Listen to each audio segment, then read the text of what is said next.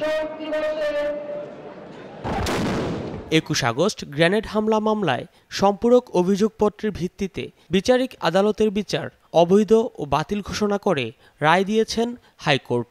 যারা এই মামলার দণ্ডপ্রাপ্ত ছিলেন এবং আপিল করেছেন এবং যারা আপিল করেননি সবাইকে এই মামলা থেকে খালাস দেওয়া হয়েছে।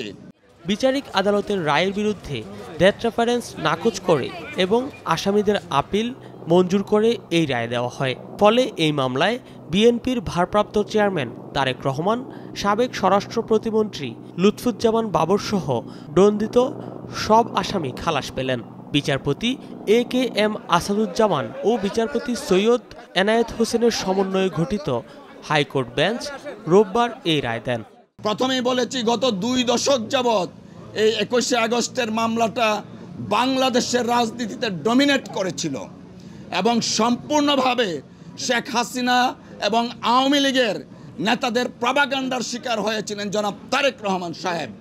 আজকে আমরা এবং দেশবাসী জাতি মনে করেন আমরা সকলে আজকে ন্যায় বিচার পেয়েছি। এর আগে হাইকোর্টের একই বেঞ্চ 21 নভেম্বর আসামিদের ডেথ রেফারেন্স ও আসামিদের উপর শুনানি গ্রহণ শেষ করেন।